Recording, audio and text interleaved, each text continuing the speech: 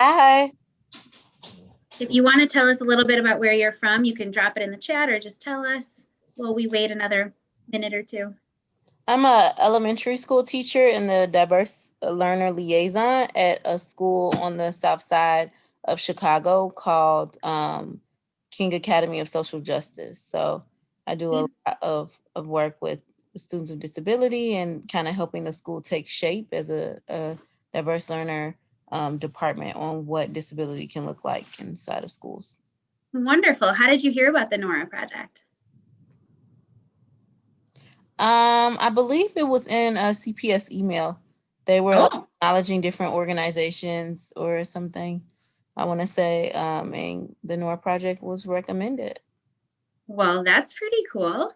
We are in some CPS schools. I don't know if we knew we were in that email, but that's pretty awesome.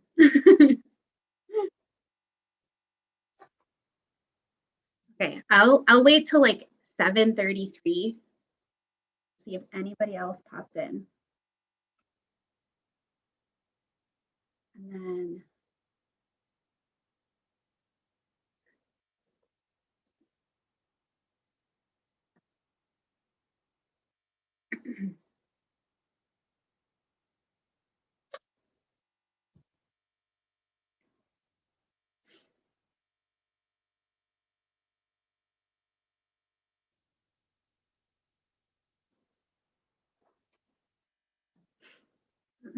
I'll say excuse me before we even start. Excuse my household in advance. My husband is upstairs with our 2 boys and our puppy and trying to keep them quiet. So if you hear loud thuds or screaming and yelling, that's what it is upstairs. It's hard in all this cold. Keep everybody entertained in the house.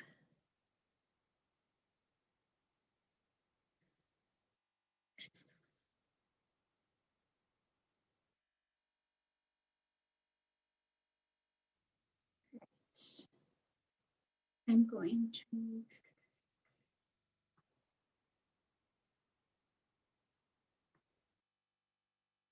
all right, just in case anyone needs it, I'm going to drop the program in the chat. And then the link for captioning is included in there next to or underneath the link for this Zoom session.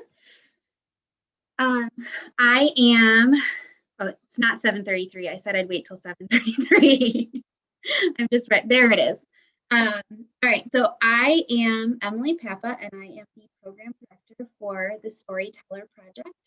I have brown curly hair. I'm wearing a purple Nora Project shirt in a gray cardigan behind an off-white wall and a doorless closet there.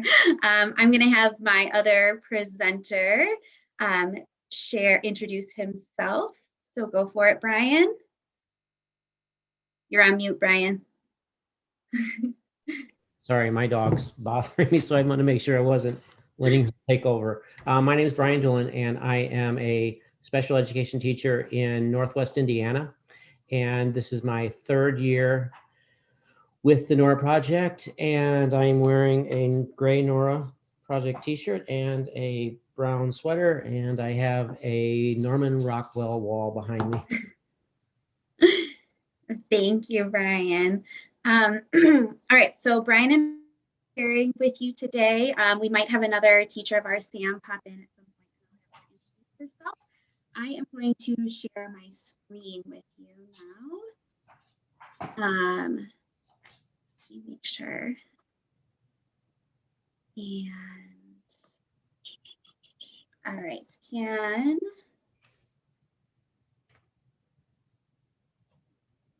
everybody see the presentation okay? Yes. Okay, good. So we are going to be talking about the life cycle or the Storyteller Project, which is part of our life cycle suite. So I'm going to give you a little bit of information about the benefits of having a year-long program first, and then I'll get into the details of the Storyteller Project. So In a lot of schools, they have maybe an awareness day or week, or oftentimes a different SEL curriculum that meets all SEL standards. Our program goes beyond that day and a week, and we are a year-long program that addresses several SEL standards, but we really focus deeply on those standards rather than a traditional SEL program that tries to meet just every single standard. And by going in depth with these standards, we really help engage students in the practice and really learn in a way that sticks with them. So I think that every teacher that has ever taught it can really attest to that it really goes beyond that surface level learning. In our life cycle of programs, it's really one of our goals is to transform classroom communities. And I can personally tell you from when I taught it, it really did transform my classroom community. In 11 years of teaching, it was the most transformative thing that I taught. And it is still something that my students 2 years later are telling their junior high teachers about, and I hear from their junior high teachers. So I know it made that deep of an impact for them. The kids across all of our classrooms really demonstrate more awareness and care for each other and themselves, and they really are practicing those true inclusive behaviors, which is incredible to see by the end of the year where they've come. So all of our programs in our Life Cycle Suite focus on helping kids develop an ability inclusive mindset, which is one of the reasons why the year-long programming is really important, because a shift in mindset is not something that's going to happen in a day or a week. It really takes time and practice for the kids to learn and grow and really believe that an inclusive community is the best. So when you sign up for our programs, this is probably my favorite part about it, is that you're joining the Nora Project family. Our educators, along with our staff, truly are a family. And we've heard that from many of our teachers before, and it really attests to how wonderful the curriculum is and what it does. It really transforms teachers and students alike. All of our teachers are invited to attend a summer training camp, which is kind of where that family feel starts. I have very vivid memories from my first training camp attending as a teacher and connecting with the other teachers there. So we're bringing teachers from across the US and Canada. We have some schools in Canada together to learn and begin that transformation to an ability inclusive mindset. They receive their training on their program and a lot of other additional things that we'll get to you can hear about in session 2. Sorry. All right, so I'm going to move ahead to specifics of the Storyteller Project.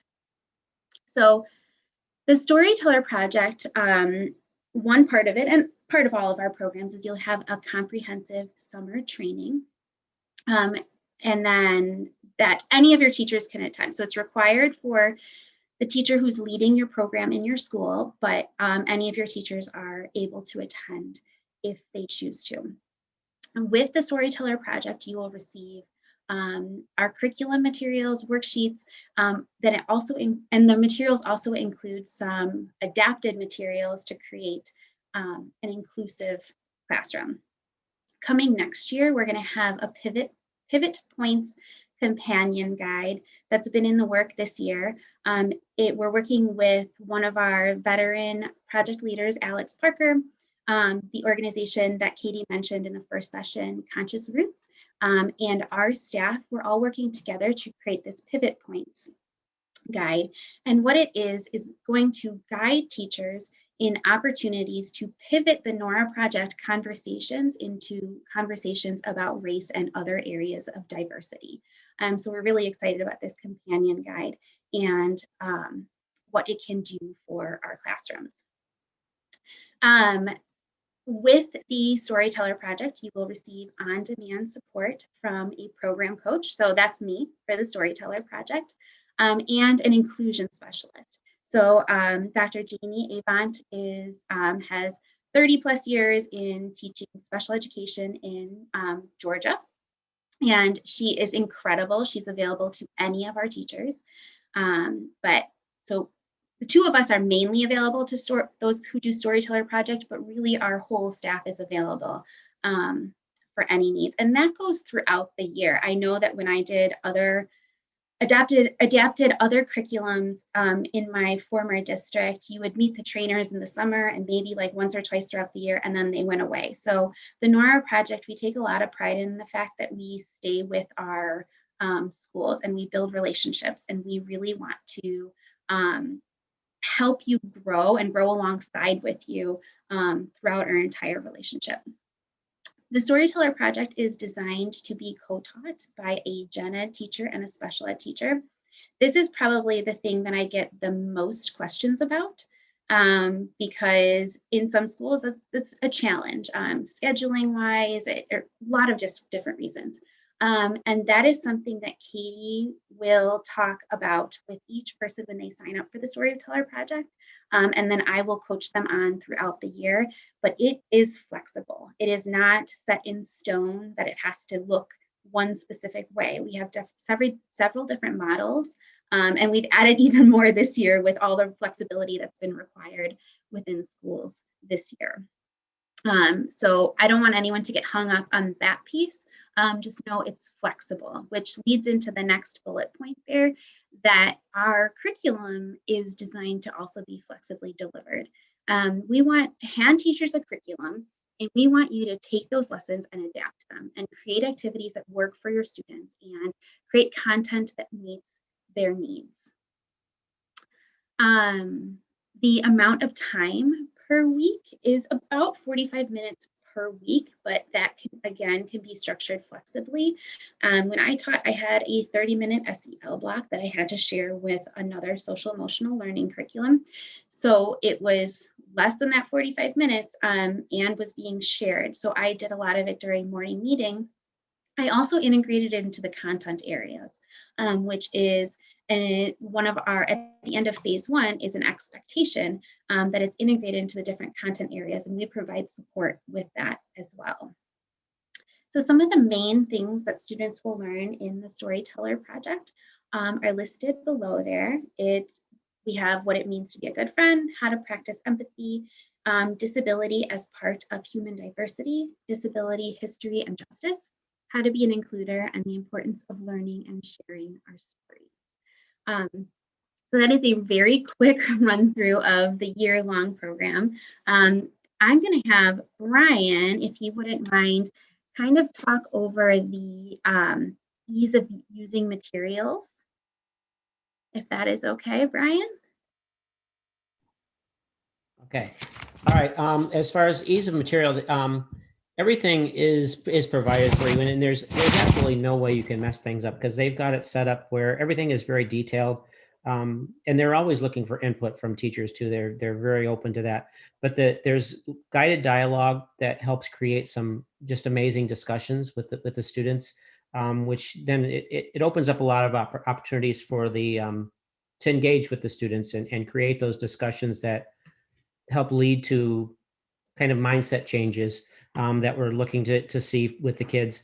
And the kids get plenty of time to reflect, which is, I think, one of the most, if not the most important thing, is to get that reflection time at the end, because they get journals provided to them and kind of a guided writing prompt at the end, which helps them not just to, get a lesson in, but a chance to really reflect on it. And then it gives you, as a teacher, a chance to look over those writings from students and see what kind of changes are being made and what kind of questions maybe they're developing in their heads, and just seeing what needs to be done continually to help those kids get what they need to out of this program. So all the forms, there are letters in every format, digital and physical copies that you can get. So it's definitely foolproof. I can't say enough about how easy it is, and how the staff has just been amazing at helping to kind of help me deal with when situations arise where it becomes difficult. Like we did go remote for a while this year, and so I had to kind of reach out and get some assistance, and they were, immediately got back to me, and we were able to continue the program on the 1 month we were remote. So there wasn't like a stoppage in the program. So yeah, it's all there. There's nothing that you can mess up on it, and they're, like I said, they're very open to input from you as well, and they're always looking to better the program too. So I can't say enough about it in that area. Thank you, Brian. I appreciate that. To continue on that, I think that it's important for people to know that a lot of the changes and improvements in the program are a result of conversations we've had with teachers. When people ask for things or share ideas, we really listen. We take that to heart. We want it to work well for everyone. We want everyone to feel supported, and we try to get people what they need to make things easier. I think it's important to know that our whole program staff, we were all teachers. And so the last thing we want to do is make the lives of teachers any more challenging. We would love to always make things easier. So we're here to support our teachers all throughout the year. I'm going to jump in and talk about the project leader role. So Brian is one of our project leaders. And as the project leader, so within your school for the Storyteller Project, you will all have a designated project leader, which is required to come to training and then also be the liaison between your teachers and our staff. So the Storyteller Project leader has more requirements than the other programs, because there's a lot of work that goes into the Storyteller Project, and the documentary piece at the end is very labor intensive, and we want to make sure that we are there for our project leaders. So they'll check in with me 4 times a year, and they'll make sure that their waivers are completed so that we can use pictures and images of students on our website or in the documentaries, that we are making sure that our teachers really have what they need, and we're helping them troubleshoot along the way, because we don't want anybody to take the curriculum and feel like they're stuck or have any conflicts and not have anyone to go to. So they have us, we have them to go to, and obviously any of the teachers can reach out to us, but that project leader role is really kind of the liaison between all of us. One last thing before I have Brian share some personal teaching stories about our remote learning materials. So we did not have any remote learning materials until this year, as I'm sure many curriculums in schools were in the same boat. And so we have created remote learning materials for the entire year. So every lesson has a set of slides. And when I was designing the slides, I had to think about all the different scenarios that were happening in our schools, which were very different because we had schools in all different states and Canada, and everyone was experiencing a pandemic in a different way. So I made the slides so that they are 100% doable for children at home on their own, because a lot of teachers were forced to only do reading and math when they had their students live with them. And so SEL had to be during the other times. It was assigned as homework or asynchronous work. So our slides are designed for kids to be able to do them independently. However, we have a lot of teachers who are using them as a slide presentation for their students, remotely or in person. So they can be flexibly used just like all of our other materials. And we're constantly adding to those things. We've added so many things this year in response to what is happening in our classrooms, and we will continue to do that. So our remote learning materials, just as our other curriculums, are going to be constantly growing with us.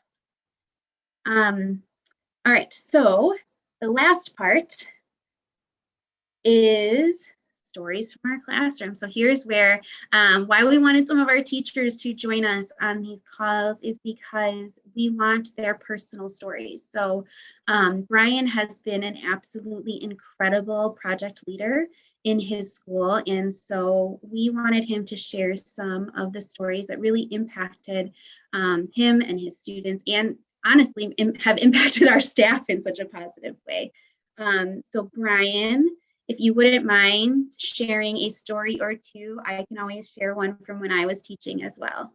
Okay, sure. All right. So my school, it's an intermediate school, so it's 5th and 6th graders. And the first year I did the program, we did it with a block of language arts classes. So it ended up being about 90 kids, and they didn't get a choice. I mean, if they were in this block, they were part of the program.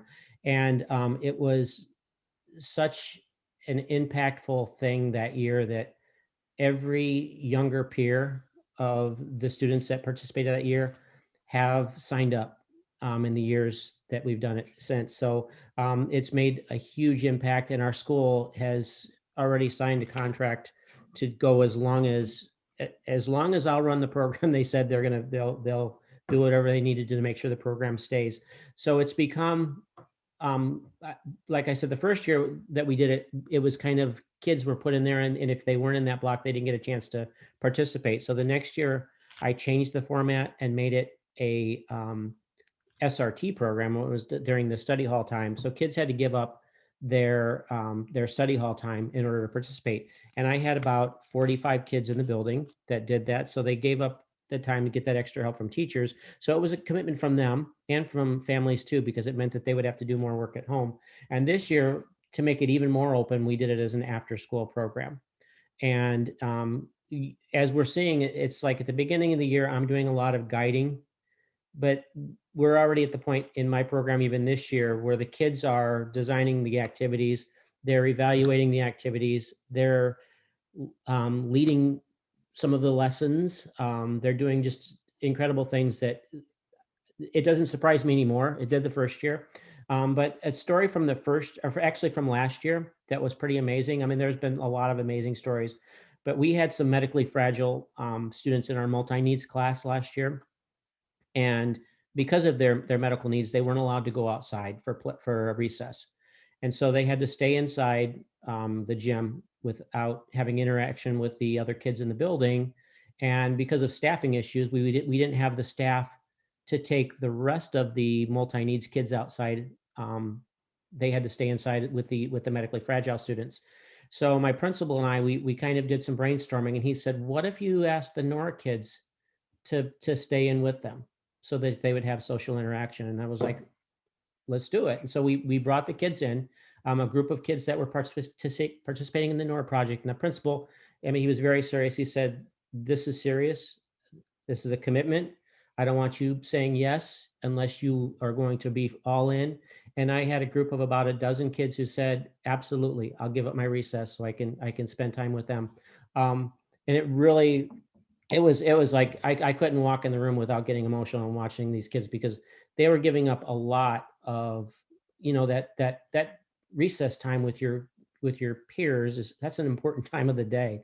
And they were foregoing all the opportunities that were outside so that they could make sure that these kids had friends in the building. And it was just an impactful thing. And when we went remote, I didn't get to see the end of the year, so I did lose out on what the end product was going to be, but it was so moving. And it was every time we met, there was something happened that just, the first day after I did my training, I went into the groups, every single classroom, and I told them, you guys are going to see me cry this year. And they did, of course. And I'm still, even to this day, 3 years in, I can't go a week with the kids without seeing something that just moves me. And it's made our school we are the Nora school, that we're known as the Nora school in our community, because we are the only Indiana school other than one that's a little bit farther. So yeah, you're going to see amazing things. Thank you so much, Brian. I appreciate you sharing that story. It's one of my favorites. All right. I can talk more or share other stories, but we have 6 minutes left before the next session. So I want to make sure I give you a chance to ask any questions if there are any questions. You can always put them in the chat if you have questions too.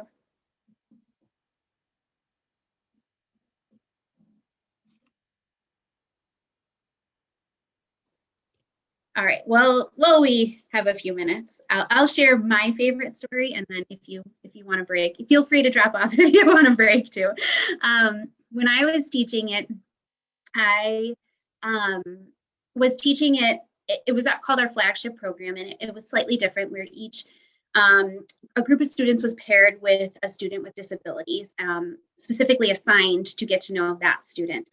So we've made a shift away from that, where every student is now celebrated in the Storyteller Project for the unique person that they are, and it's not highlighting a disabled student. But back when I taught it, we had a Nora friend, and he had autism and he was nonverbal. And this was towards the end of the year, so it was like in May. And our Nora friend was having a hard time in an after-school club. And he was outside of the gym, surrounded by adults trying to get him to go back into his after-school club, which he really enjoyed, but they could not figure out how to support him and get him back. They couldn't figure out what was wrong. So one of my students, and I wasn't even in the building at this time, the student did this without an adult's support or coaching, and I think that's what makes this so incredible. One of my gen ed students, he was walking to the bathroom, and he witnessed this student having a very difficult time, and the adults also struggling with him.